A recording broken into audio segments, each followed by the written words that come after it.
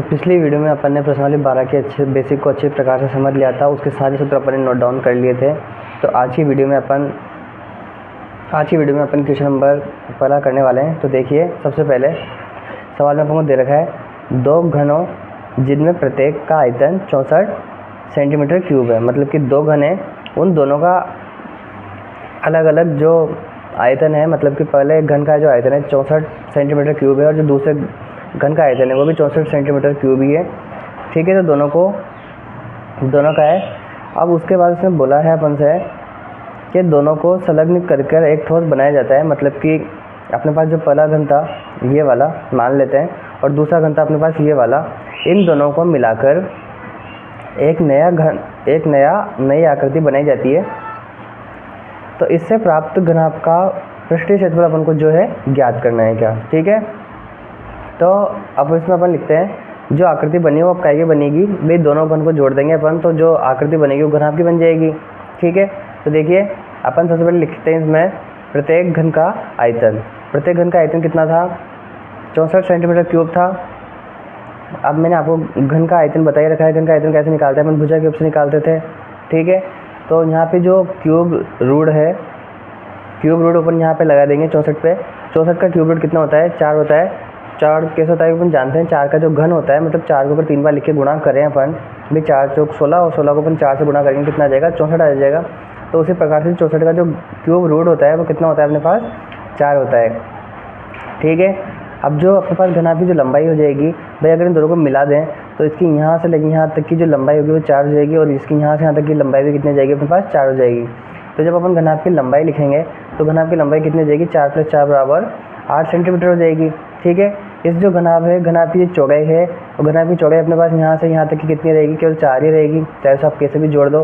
ठीक है, तो कितना हो जाएगा, ये 4 हो जाएगा।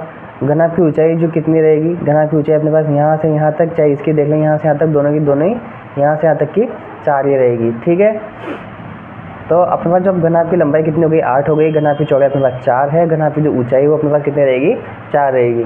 अपन को क्या निकालना था, उसमें घनाभ का संपूर्ण पृष्ठीय क्षेत्रफल निकालना था, क्योंकि अपन यहाँ बोला भी था। ठीक है, तो घनाभ का पृष्ठीय क्षेत्रफल कितना होता है, घनाभ का पृष्ठीय क्षेत्रफल होता है 2 कोष्ठक लंबाई इंटू चौड़ाई प्लस चौड़ाई इंटू ऊंचाई प्लस ऊंचाई इंटू लंबाई। यहाँ पे मैंने लिख रखा है 2 कोष्ठक LB plus BH plus HL। ठीक है, एल यहाँ पे मैंने लिख भी रखे हैं कि एल इसको बोलते हैं, बी इसको बोलते हैं, एच इसको बोलते हैं, तो आपको बड़ी आसानी से समझ में भी आ जाएगा। तो देखो 2 कोष्ठक 8 × 4 प्लस 4 × 4 प्लस 4 × 8, यहाँ पे अपन इसको लिख सकते हैं। तो 2 का 2 यहाँ पे आ ही जाएगा। 8 चौक कितने होते हैं अपने पास, 8 चौक होते हैं 32, 4 चौक कितने होते हैं अपने पास 16 और 8 चौक कितने हो जाएंगे वापस से 32। 32 और 32 कितने होते हैं, 64 होते हैं। 64 में जब अपन 16 जोड़ेंगे तो 64 में 16 जोड़ने के बाद अपन कितना प्राप्त हो जाएगा, अपन को 80 प्राप्त हो जाएगा। और अपन को 80 को 2 से भी गुणा करना है, तो 80 को अपन जब 2 से गुणा करेंगे तो अपने पास कितना प्राप्त हो जाएगा, 160 प्राप्त हो जाएगा। ठीक है, और अपन को इसका घनाभ का संपूर्ण पृष्ठीय क्षेत्रफल याद करना था, तो उसका संपूर्ण पृष्ठीय क्षेत्रफल हो जाएगा 160 सेंटीमीटर स्क्वायर हो जाएगा। ठीक है, क्यों, क्योंकि अपन क्षेत्रफल निकाला है।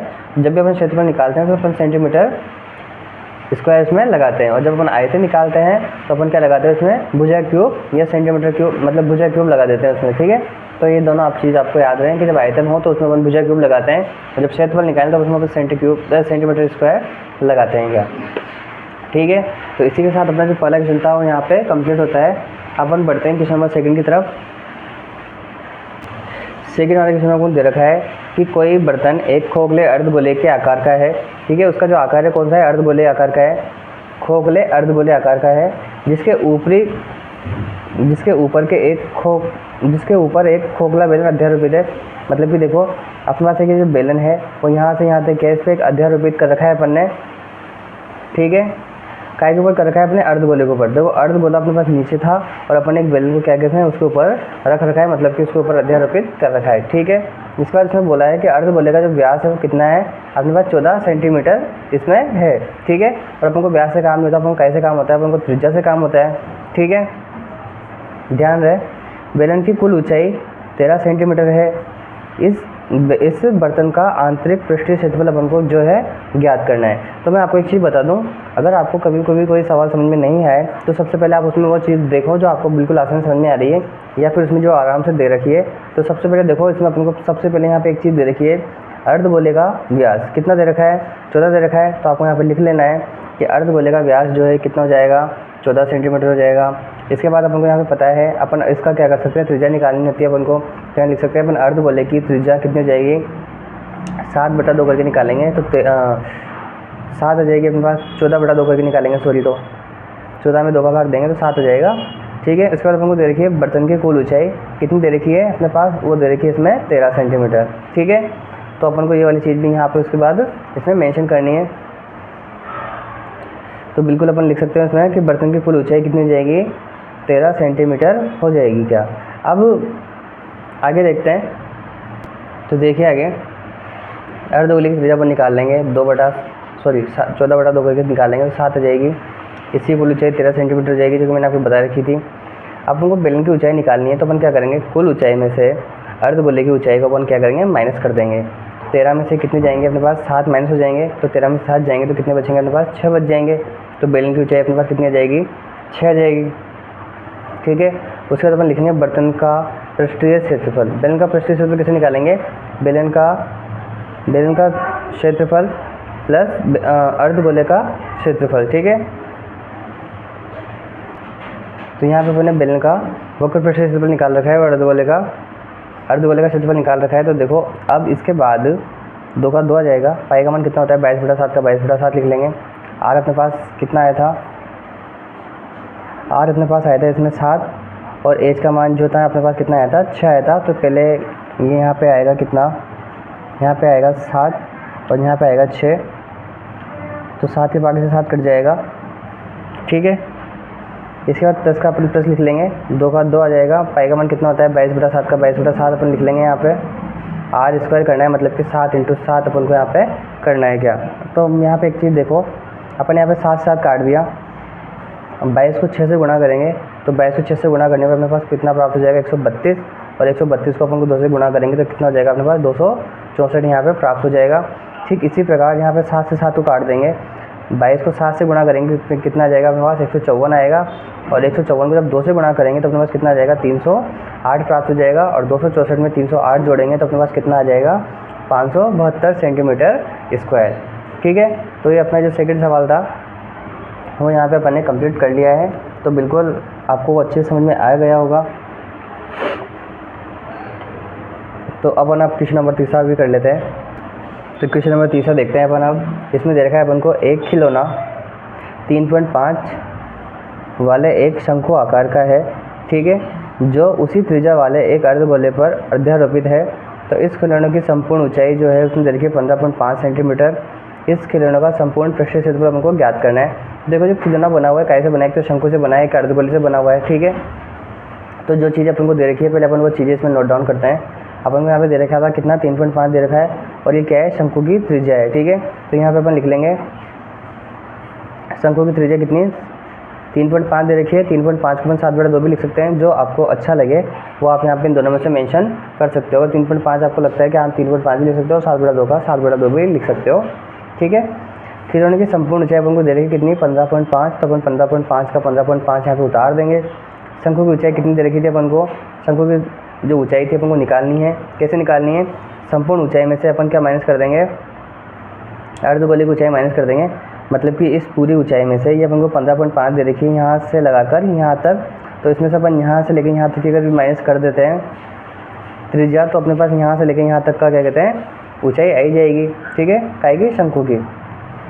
तो 15.5 में 3.5 जाएंगे तो अपने पास कितने बच जाएंगे, 12 बच जाएंगे। ठीक है, अपन को शंकु की तिर्यक ऊंचाई भी चाहिए होती है इसमें। तो अपन शंकु की तिर्यक ऊंचाई कैसे निकालेंगे, शंकु की तिर्यक ऊंचाई निकालने के लिए अपने पास एक फॉर्मूला था जो कि मैंने आपको बताया भी था। L बराबर h² प्लस r² को अपन को अंडर रूट में लेना है। ठीक है, अपने पास h² का जो मान है तो अपने पास कितना है, यहाँ पे 12 है। तो अपन यहाँ पे 12 का स्क्वायर कर देंगे।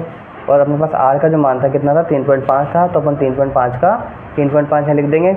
जब 12 का स्क्वायर करेंगे तो 12 का स्क्वायर कितना होता है, 144 होता है। और 3.5 का जो स्क्वायर होता है कितना होता है, वो 12.25 अपने पास इसमें हो जाता है। क्या तो दोनों को जोड़ेंगे तो 156.25 अपने पास वहाँ प्राप्त होगा। आप आगे देखिए इस प्रकार से कि 12 का स्क्वायर कितना होता है 44 होता है और 3.5 का स्क्वायर कितना होता है 12.25 हो जाता है। इन दोनों को अपन जोड़ेंगे तो अपने पास कितना आ जाएगा 156.25 आ जाएगा। और 156.25 का जब अपन वर्गमूल निकालते हैं तो वर्गमूल कितना आएगा उसका 12.5 अपने पास उसका वर्गमूल आ जाएगा। ठीक है, 3.5 को 3.5 से गुणा करने का एक सबसे आसान तरीका ये है कि यहाँ पे अपने पास कितना दे रखा है 5 दे रखा है तो 5 को 5 से गुणा करेंगे तो कितना आ जाएगा अपने पास 25 आ जाएगा। और यहाँ पे 3 दे रखा है तो 3 में एक संख्या अपन और जोड़ते हैं तो 3 में एक जोड़ा तो कितने जाएंगे 4 हो जाएंगे। और जब अपन 4 को 3 से गुणा करेंगे तो 4 से कितने जाएंगे 12 हो जाएंगे। तो 12.25 यहाँ पे अपने पास आ जाएगा क्या। और ये फॉर्मूला हर जगह लागू होता है जहाँ पे पीछे अंक 5 आ रहा हो। अगर उसमें 35 का स्क्वायर पूछे 45 का स्क्वायर पूछे 65 का स्क्वायर पूछे तो अपन वो ये तरीका उसमें लगा सकते हैं क्या। ठीक है, उसके बाद देखो आगे खिलौने का संपूर्ण पृष्ठीय क्षेत्रफल कैसे निकालेंगे। इसका निकालने के लिए अपन क्या करेंगे शंकु का संपूर्ण पृष्ठीय क्षेत्रफल करेंगे, अर्धगोले का भी क्षेत्रफल लगाएंगे और उसमें से अपन आधार का क्षेत्रफल जो है माइनस कर देंगे तो अपने पास ये खिलौने का संपूर्ण पृष्ठीय क्षेत्रफल अपने पास उसमें आ जाएगा क्या। तो शंकु का संपूर्ण पृष्ठीय क्षेत्रफल प्लस अर्धगोले का पृष्ठीय क्षेत्रफल अर्धगोले का पृष्ठीय क्षेत्रफल या अर्धगोले का वक्र पृष्ठीय क्षेत्रफल अपन यहाँ पे लिखना है और आधार का क्षेत्रफल इसमें से माइनस कर देना है तो अपने पास जो खिलौने का संपूर्ण पृष्ठीय क्षेत्रफल था वो अपने पास आ जाएगा। तो देखिए आप यहाँ पे शंकु का संपूर्ण पृष्ठीय क्षेत्रफल क्या होता है पाई आर कोष्ठक L प्लस R होता है। ठीक है, उसके बाद देखो आप यहाँ पे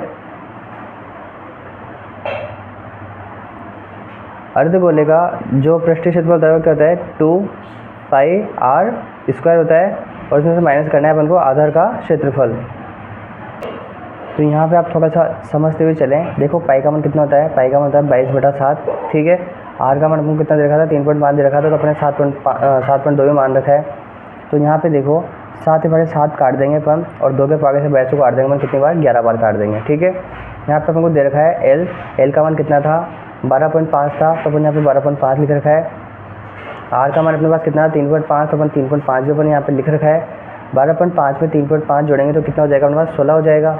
आगे देखो यहाँ पे 2 दे रखा है तो 2 का 2 आ जाएगा। पाई का मान कितना होता है 22/7 और R का मान कितना था अपने पास 7/2 लेकिन यहाँ पे स्क्वायर दे रखा है तो अपन इसको संख्या को 2 बार लिख देंगे। इसके बाद समझो 7 के पागे से 7 कट जाएगा 2 के पागे से 22 को काट देंगे अपन 11 बार और इस 2 को भी अपन काट देंगे तो अपने पास कितना बचेगा केवल अपने पास बचेगा एक तो 11 और एक बचेगा 7। तो 11 को 7 से गुणा करेंगे कितना जाएगा अपने पास 77 आ जाएगा। ठीक है, इसके बाद अपने पास आधा का क्षेत्रफल माइनस करना था तो आधा का क्षेत्रफल होता है पाई आर स्क्वायर होता है। तो 7 के पागे से 7 काट देंगे 2 के पागे से 22 को काटेंगे कितनी बार 11 बार। तो 11 को जब 7 से गुणा करेंगे तो 7 11 कितने होते हैं 77 होते हैं। 77/2 बचा था नीचे तो 77/2 लिख लेंगे इसमें अपन। ठीक है, तो आगे देखो आप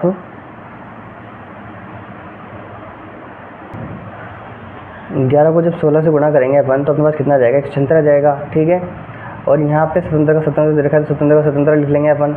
2 का भाग 77 में देंगे तो अपने पास कितने पास जाएगा 38.5 जाएगा और 77 में से 38.5 घटाएंगे तो अपने पास 38.5 का 38.5 बच जाएगा। ठीक है, 176 में से 38.5 जब घटा देंगे तो अपने पास क्या बचेगा 214.5 सेंटीमीटर स्क्वायर अपने पास वहाँ पे बच जाएगा क्या।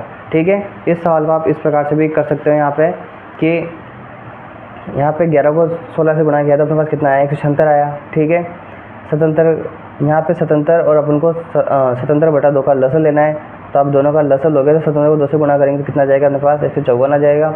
154 में से 77 घटाएंगे तो अपने पास कितना हो जाएगा 77/2 बच जाएगा। ठीक है, और फिर उसके बाद अपन इस दोनों संख्याओं को भी यहाँ पे लसल लेंगे तो 2 को 176 से गुणा करेंगे तो 352 आएगा। 352 में 77 जोड़ लेंगे तो 429 आ जाएगा और 429 में जब 2 का भाग देंगे तो अपने पास कितना आ जाएगा वापस से उतना ही 214.5 आ जाएगा।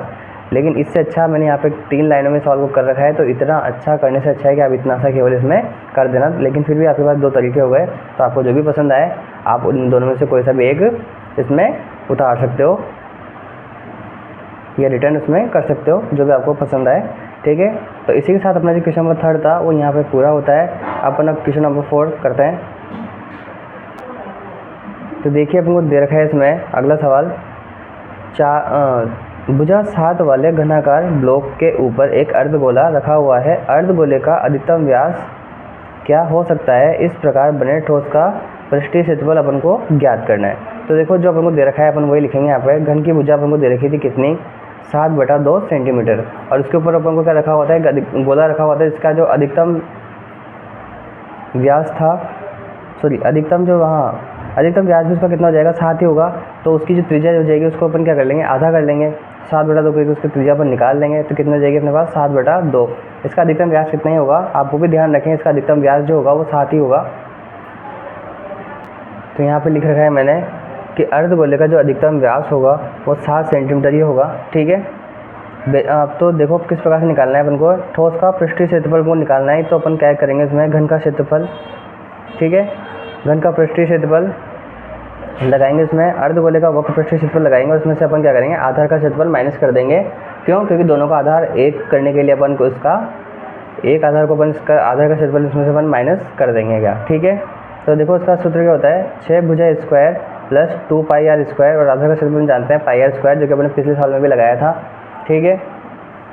तो यहाँ देखते हैं अपन, यहाँ पे 6 का 6 आ जाएगा, भुजा इसमें 7 थी तो 7 का स्क्वायर कर देंगे, प्लस का प्लस लगा देंगे, 2 का 2 आ जाएगा। पाई का मान कितना होता है? 22/7, तो 22/7 लिख लेंगे। आर का मान कितना था अपने पास? 7/2, तो अपन 7/2 को 2 बार लिख लेंगे। यहाँ पे माइनस का माइनस लगा देंगे। पाई का मान कितना होता है अपने पास? 22/7, तो अपन 22/7 लिख लेंगे। आर का मान कितना था अपने पास? 7/2, तो 7/2 को अपन कितनी बार लिखेंगे? 2 बार लिख लेंगे। तो यहाँ पे 2 बार मैंने लिख रखा है। 6 का 6 आ जाएगा, 7 को 7 से गुणा करेंगे तो 77 आ जाएगा। ठीक है। उसके बाद अब देखो यहाँ पे थोड़ी सी कैलकुलेशन, 7 के पागे से 7 को अपन काट देंगे, 2 के पागे से इस 2 को भी काट देंगे, इस 2 के पागे से इस 22 को काटेंगे बार कितनी बार? 11 बार। तो 11 को जब 7 से गुणा करेंगे तो कितना आ जाएगा अपने पास? 77 आ जाएगा। इसी प्रकार जो यहाँ पे काटा है वो इधर भी काटेंगे अपन, 2 के पागे से इस 22 को काटेंगे अपन 11 बार, इस 7 से 7 को काट देंगे। जब 11 को 7 से गुणा करेंगे तो कितना आ जाएगा? 77 आ जाएगा। और बटा 2 का अपन यहाँ पे बटा 2 लगा देंगे। अब 2 का भाग 77 में देंगे तो 38.5 बढ़ जाएगा और 38.5 को 77 से घटाएंगे 77 में से, तो अपने पास क्या बचेगा? 38.5 यहाँ पे बच जाएगा। ठीक है। 294 से जब 38.5 जाएंगे तो अपने पास कितना बचेगा? 232.5 सेंटीमीटर स्क्वायर अपने पास वहाँ पे बच जाएगा। ठीक है। तो बड़े आसान सवाल था ये वाला, क्वेश्चन नंबर 4, जो कि अपन यहाँ पे कंप्लीट कर लिया है। तो इसके बाद अपन क्वेश्चन नंबर 5 अब करते हैं इसके बाद। तो देखिए क्वेश्चन नंबर 5, एक घनाकार ब्लॉक के फलक को अंदर की ओर से काटकर एक अर्धगोला गड्ढा इस प्रकार बनाया गया है कि अर्धगोले का व्यास घन के एक किनारे के बराबर है। तो शेष बचे ठोस का पृष्ठीय क्षेत्रफल अपन को इसमें ज्ञात करना है। ठीक है। तो इसको अपन को ज्ञात करना है। तो अपन सबसे पहले जो चीज़ें अपन को दे रखी हैं या कुछ चीज़ें अपन को जो मानने पर उसको मानते हैं। देखो अपन को क्या मानना है? माना घन की भुजा कितनी मान लेंगे अपन? x मान लेंगे। घन का जो संपूर्ण पृष्ठीय क्षेत्रफल हो जाएगा वो कितना हो जाएगा? 6 भुजा स्क्वायर होता है। ठीक है।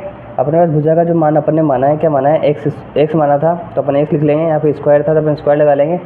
6x स्क्वायर को 6 से गुणा करेंगे क्या आएगा अपने पास? 6 भुजा स्क्वायर आ जाएगा। ठीक है। अर्धगोले का व्यास क्या होता है? x होता है, तो अपन x लिख लेंगे। इसकी त्रिज्या बनाएंगे तो त्रिज्या कैसे बना देते हैं अपन? x/2 करके उसकी त्रिज्या अपन बना लेंगे। ठीक है। ठोस के शेष भाग का क्षेत्रफल किस प्रकार से निकालेंगे अपन? उसके शेष भाग का क्षेत्रफल इस प्रकार से निकालेंगे अपन, घन का पृष्ठीय क्षेत्रफल प्लस अर्धगोले का वक्र पृष्ठीय क्षेत्रफल माइनस आधार का क्षेत्रफल, उसमें से अपन कर सकते हैं क्या। ठीक है। तो घन का पृष्ठीय क्षेत्रफल क्या होता है? 6 भुजा स्क्वायर होता है। और अर्धगोले का वक्र पृष्ठीय क्षेत्रफल क्या होता है? 2 पाई आर स्क्वायर उसका फॉर्मूला होता है क्या, माइनस पाई आर स्क्वायर अपन कर देंगे क्योंकि आधा का क्षेत्रफल क्या होता है? पाई आर स्क्वायर ही होता है। तो देखो जो हमें दे रखा है अपन वही लिख रहे हैं यहाँ पे। 6 का 6 आ जाएगा। ए स्क्वायर का मान अपन ने कितना माना था? एक्स स्क्वायर माना था, एक्स स्क्वायर का एक्स स्क्वायर आ जाएगा। 2 का 2 लिख लेंगे। पाई का मान पाई रहेगा। आर का मान कितना था अपन ने? आर का मान माना था अपने x/2 और यहाँ पे स्क्वायर तो अपन इसका अंक को 2 बार लिख लेंगे। इस 2 से 2 कैंसिल आउट हो जाएगा, माइनस का माइनस हो जाएगा। पाई का मान पाई लिख लेंगे। आर का मान कितना था? 1/2 था, तो अपन को यहाँ पे स्क्वायर है तो स्क्वायर में अपन 2 बार संख्या को लिख लेंगे। उसके बाद यहाँ पे देखो 6 भुजा स्क्वायर का 6 भुजा स्क्वायर रहेगा। इस 2 से 2 को काटा तो अपन यहाँ पर ऊपर क्या बचा? पाई, और यहाँ पे x को x से गुणा किया तो x स्क्वायर बचा, बटा 2 का अपन बटा 2 यहाँ पे लिख लेंगे। माइनस का माइनस लिख लेंगे। यहाँ पे x कितनी बार है? 2 बार है, और यहाँ पे पाई है तो पाई इंटू एक्स स्क्वायर आ जाएगा। तो पाई एक्स स्क्वायर लिख लेंगे अपन। 2 को 2 से गुणा किया तो कितना आएगा अपने पास? 4 आ जाएगा। 2 और 4 का जब अपन लसर लेंगे तो लसर कितना आ जाएगा इसका, 4 आएगा। ठीक है, इन दोनों संख्याओं का। तो उसके बाद अपन क्या करेंगे, उसके बाद अपन 2 का भाग 4 में देंगे, कितनी बार जाएगा, 2 बार जाएगा। 2 को पाई एक्स स्क्वायर से गुणा करके क्या आएगा, 2 पाई एक्स स्क्वायर आ जाएगा, माइनस का माइनस लिख लेंगे। 4 का भाग 4 में जाएगा एक बार, एक को इस संख्या से गुणा करेंगे तो अपने पास पाई एक्स स्क्वायर का पाई एक्स स्क्वायर आ जाएगा।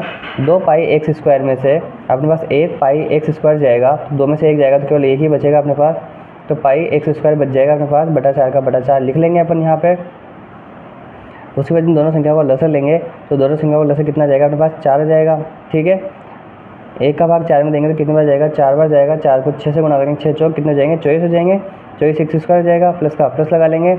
4 का भाग 4 में जाएगा एक बार, और 1 को पाई एक्स स्क्वायर से गुणा करेंगे तो पाई एक्स स्क्वायर का पाई एक्स स्क्वायर हो जाएगा। उसके बाद अपन को देखना है इन दोनों में क्या कॉमन आ रहा है। इन दोनों में अपने पास कॉमन आ रहा है कि इसमें भी एक्स स्क्वायर आ रहा है, इसमें भी एक्स स्क्वायर आ रहा है, तो एक्स स्क्वायर कॉमन इधर आ जाएगा। उसके बाद चॉइस को, इसमें चॉइस कॉमन नहीं आ रहा था तो अपन चॉइस को पीछे लिख लेंगे। इसमें पाई आ रहा था तो इसमें अपन पाई लिख लेंगे। दोनों में 4 कॉमन आ ही गया था नीचे, तो अपन 4 को साइड में लिख लेंगे। तो अपना जो आंसर हो जाएगा वो क्या हो जाएगा, एक्स स्क्वायर बटा 4 कोष्टक पाई प्लस 24। ठीक है, आंसर अपने पास हो जाएगा। अगर अपने ये क्षेत्रफल निकाला है तो अपन यहाँ पे पीछे सेंटीमीटर स्क्वायर लिख सकते हैं। वैसे इसमें अपन सेंटीमीटर स्क्वायर नहीं लिख सकते, क्यों नहीं लिख सकते, क्योंकि अपने पास कोई भी चीज़ में प्रॉपर दी नहीं थी, तो इसका अपना आंसर केवल यहाँ तक ही देंगे इसमें। ठीक है, उसके बाद अपन करेंगे क्वेश्चन नंबर 6, जो कि अपन अगली वीडियो में करेंगे। तो आज के लिए इस वीडियो में इतना ही, बाकी मिलते हैं अपन नेक्स्ट वीडियो में।